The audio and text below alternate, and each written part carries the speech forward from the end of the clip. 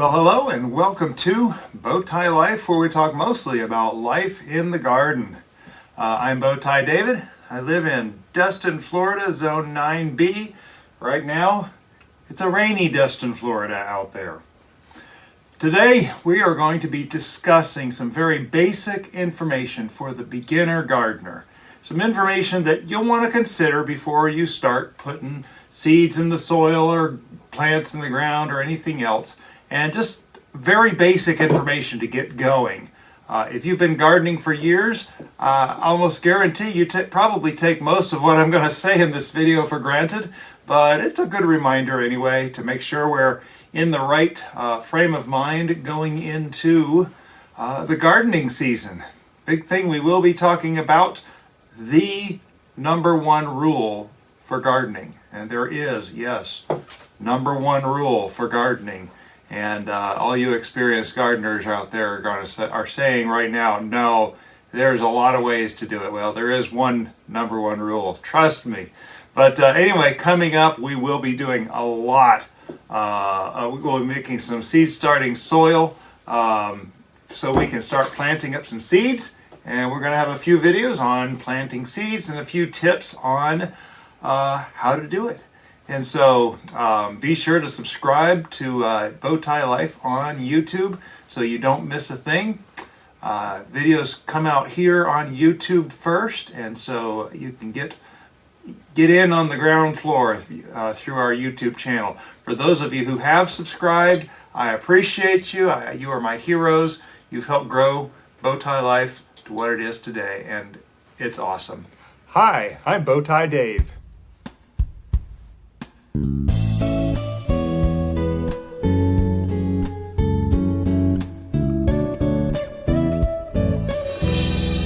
So excuse the format of this video. It's not really going to be doing much just yet. In the next video we will be doing more. In fact, at the very closing scene, the closing credit for this video, in the lower left hand corner you'll see a link to the playlist for the 2024 spring seed starting videos.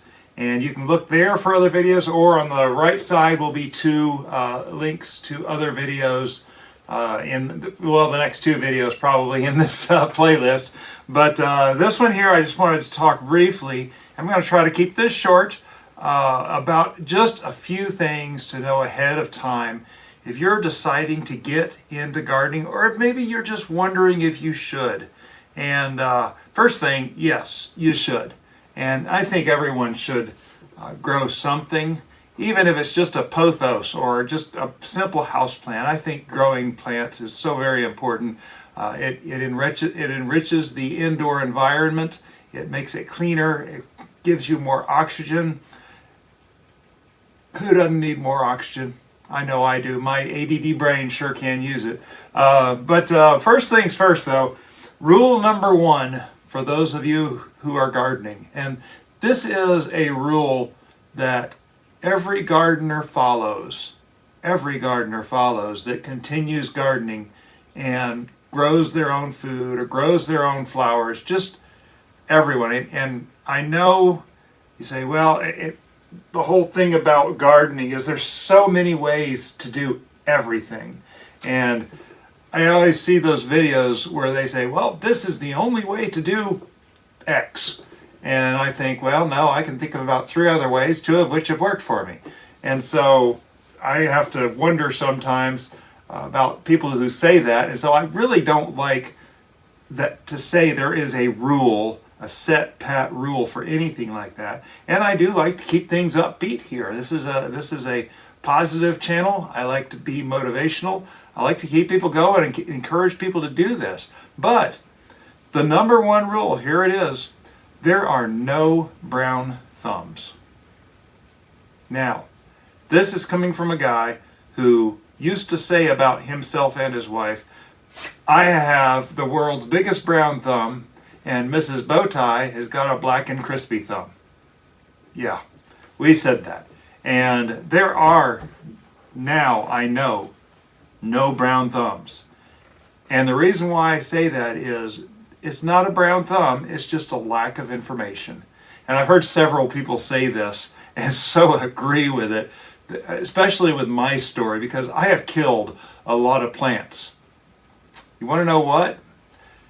In my 3rd year of gardening, which was last year, no, year before last, this is 2024 already, year before last, I killed over 200 plants in 1 week. Yeah, and I don't have a brown thumb. Trust me, it's information. It is just knowing what went wrong. I was in a new environment. I missed something, and what it was, my seed starting used to be in this room and down at the other end. This room tends to get hot, and I wasn't familiar enough with this room, and it kind of burned everything up. So it was just information. And so I've killed more plants since I became a gardener than I ever did before becoming a gardener, by a long shot. I have killed hundreds times more than I ever killed. So rule number 1 entering in this, just remember, there are no brown thumbs. So now just some basic things to consider when you decide you're going to get into gardening. It's important to have proper expectations. Now, I hear people going into this and saying, oh, I'm going to grow 200 tomato plants, I'm going to harvest and preserve a whole year's worth of tomato plants my first year in. And then they get into it, and well, we all know what happens. They get 2 tomato plants that survive and end up getting 3 tomatoes. So that's the normal thing. And you're going to learn to kill plants, and you're going to learn to fail, and you're going to learn to succeed. Failure is not a bad thing. Failure is learning what didn't work.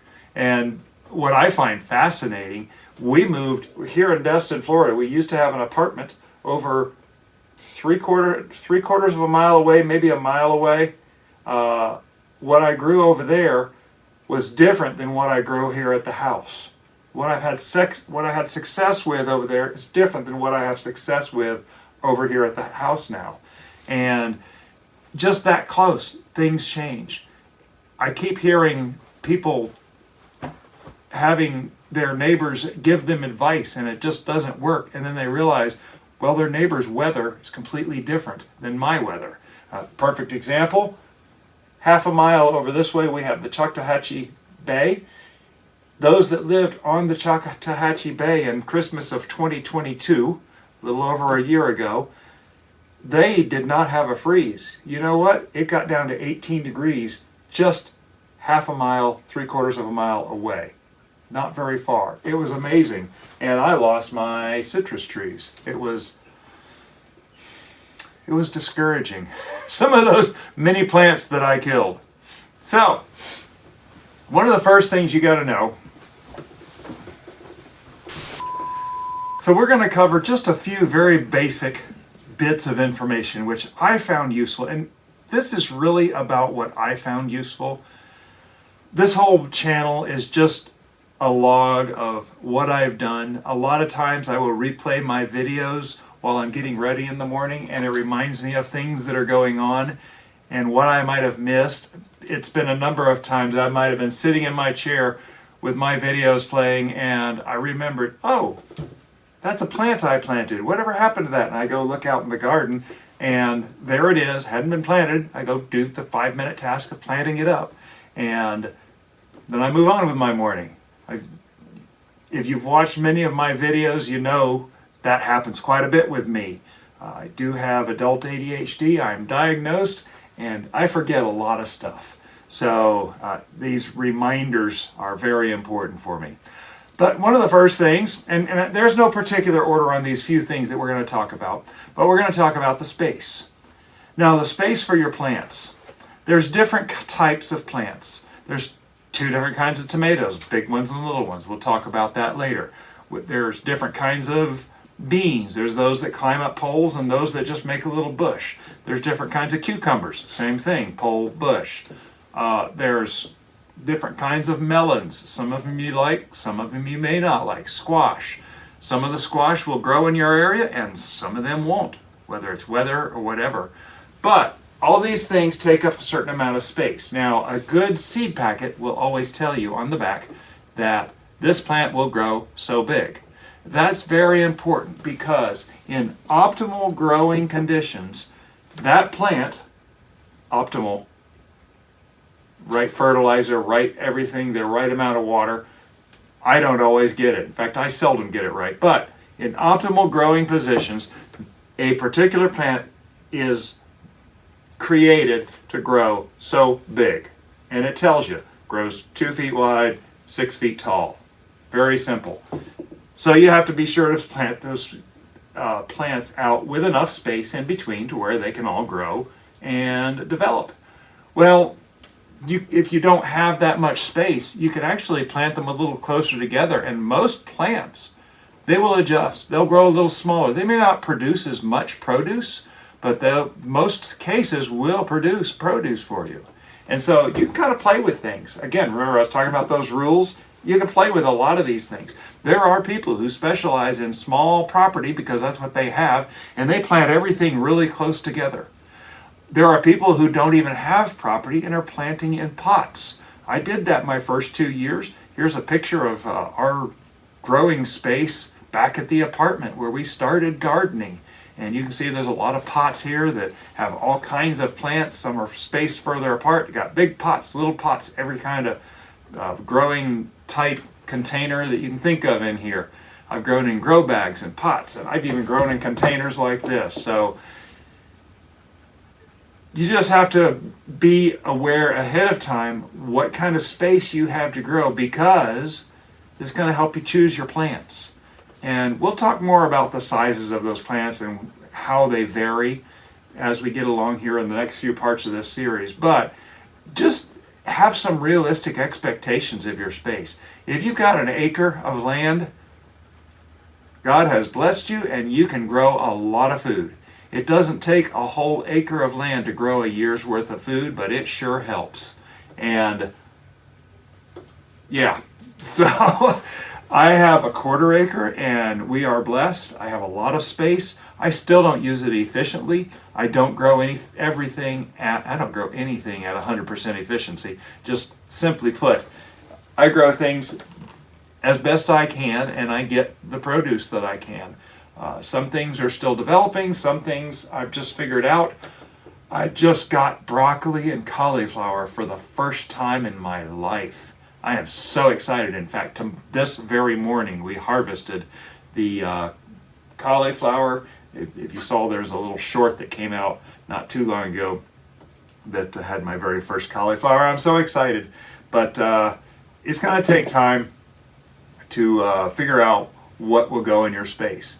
Even if you don't have land, you're in an apartment, you can grow something. A tiny Tim tomato plant will grow in a 2 or 3 gallon grow bag, sit on a table, get sun from while sitting out on your patio or in a very sunny window, and you can have fresh tomatoes. It's amazing. Another piece of very basic information, and this becomes kind of the structure for your whole year of gardening. And that's going to be what we call the first and last frost date. Your last frost date is the last day, average last day of when your last frost before your growing season, before your spring and summer, that you no longer have frost.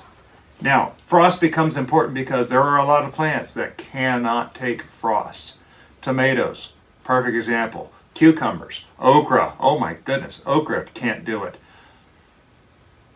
Hot peppers can take a little bit of frost, but if it gets a little much colder than that, it'll kill off the leaves. And it doesn't kill them, it just kills off the leaves. You pick the dead leaves off, and they a lot of times can come back next year. That's our situation here. If it gets down below freezing, where the ground freezes, yeah, pepper plants can't survive that. There's so many things that have trouble with that. Now, there are things that can handle some of the cold.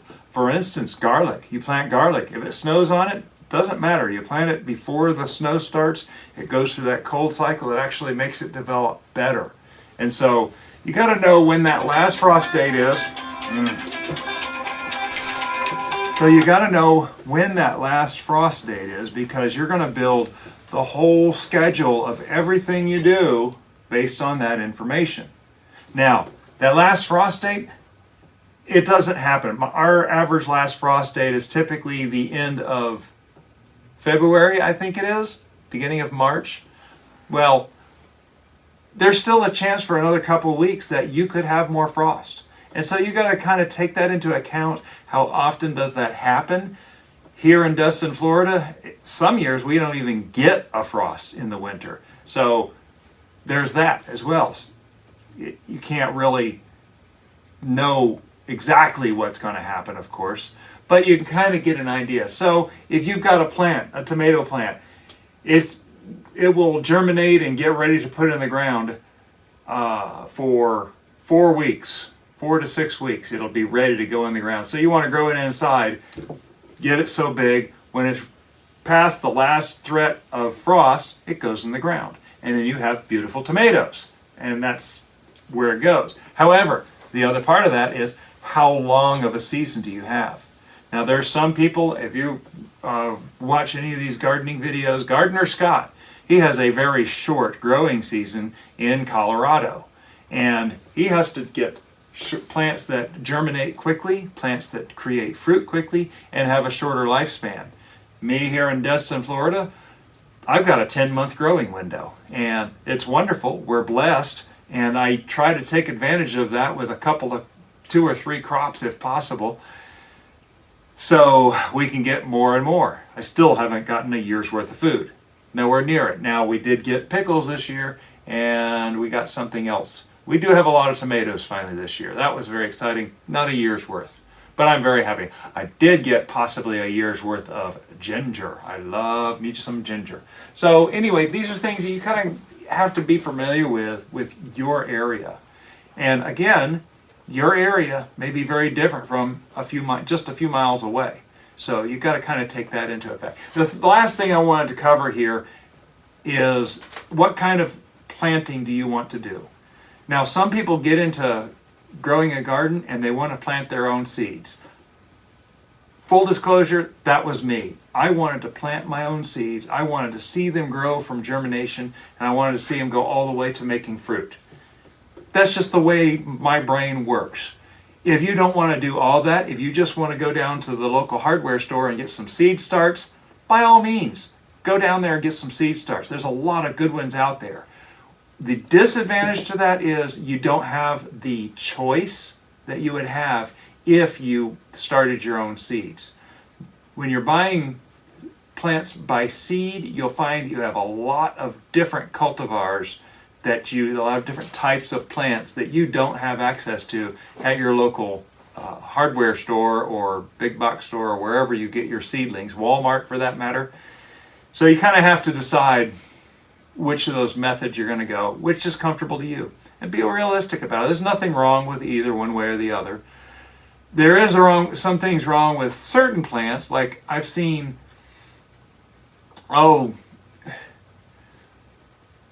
starts for Roma lettuce, let's just say lettuce plants. Now you got to think, how much does a head of lettuce cost at the store? $1.29, $1.79, something like that. Organic head, maybe $1.89. So that's a head of lettuce. Then they go try selling the seed starch for lettuce or something like that. Romaine, that's what I was trying to think of, romaine. And it's a $4 seed start. And you're growing a single $3 produce from the grocery store.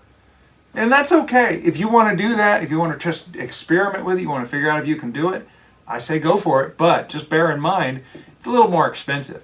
When you get a package of seeds, you spend a couple bucks for a package of seeds, and you get dozens, if not hundreds, of plants. That's a good deal in my opinion. And folks, if you haven't watched any of my videos, I'm the world's biggest cheapskate. I'll admit it. I like to do things cheaply. I'm happy to put in a little more work to not spend the money. I hate seeing waste. I hate seeing things thrown away. Yeah, Mrs. Bowtie will throw my stuff away for me at times, and that's okay because she kind of keeps the house clean that way. But Anyway, so just a few bits of information. Your space, last frost date, growing season, whether you're going to go with seeds or start with plants from the hardware store. Just some thoughts, good to keep in mind as you're embarking on a new adventure for a new gardener or an old adventure for someone who's been doing it for years. So thank you for following along today. I appreciate it. For those of you who have subscribed already to Bowtie Life on YouTube, you are my heroes. You have helped grow the channel to what it is today. We are working hard to grow our channel to the next level. Some of you know what that means. We'll be able to do so much more. For those of you who are just finding this channel, this is my own journal of what's going on in the garden. We're about to start seed starting today, and you'll see those videos coming up here in the next week or so.